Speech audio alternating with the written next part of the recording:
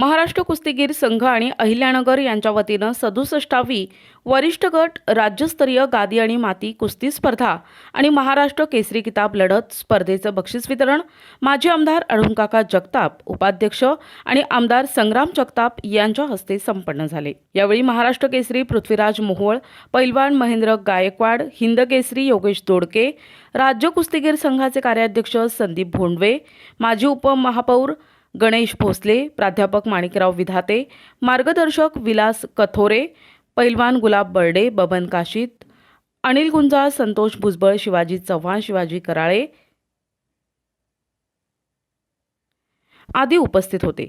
67वी महाराष्ट्र केसरी कुस्ती स्पर्धेतील गादी गटातील विजेत्या पैलवानांना महिंद्रा थार, बुलेट स्प्लेंडर आणि सोन्याची अंगठी देण्यात आली। यावेळी 57 किलो वजन गटामध्ये प्रथम क्रमांक वैभव पाटील,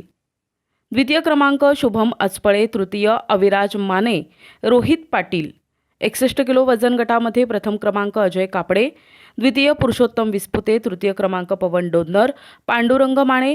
65 किलो वजन गटात प्रथम क्रमांक ज्योतिबा अटकळे, द्वितीय क्रमांक मनीष बांगर, तृतीय क्रमांक आकाश नागरे, किरण सत्रे,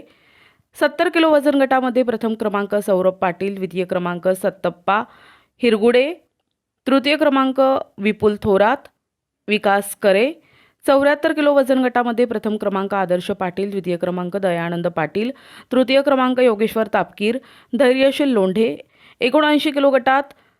प्रथम क्रमांक शुभम मगर, द्वितीय क्रमांक केतन खारे, तृतीय क्रमांक संदीप लटके, सुजित यादव, 86 किलो वजन गटामध्ये प्रथम क्रमांक मुंतजीर सरनोबत, द्वितीय क्रमांक महेश फुलमाळी, तृतीय क्रमांक स्वप्नील काशीद, गौतम शिंदे, 92 किलो वजनी गटात प्रथम क्रमांक श्रेयश गाठ, द्वितीय क्रमांक अभिजित भोईर, तृतीय क्रमांक मोईन मुलाणी, ऋषिकेश पाटील, 97 किलो वजनी गटामध्ये प्रथम क्रमांक कालीचरण सोलणकर, द्वितीय क्रमांक बाळू बोडके, तृतीय क्रमांक ऋतुराज शेटके, ओंकार येळभर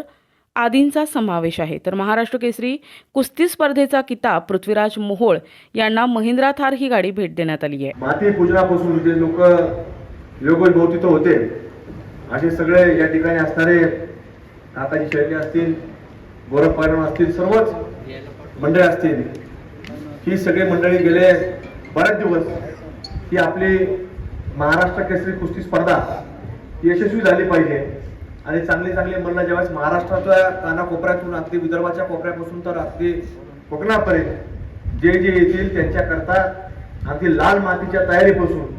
तो मातीमध्ये जर उतरला तर त्याला कुठेही त्याला इजा झाली नाही पाहिजे आणि माती ही अगदी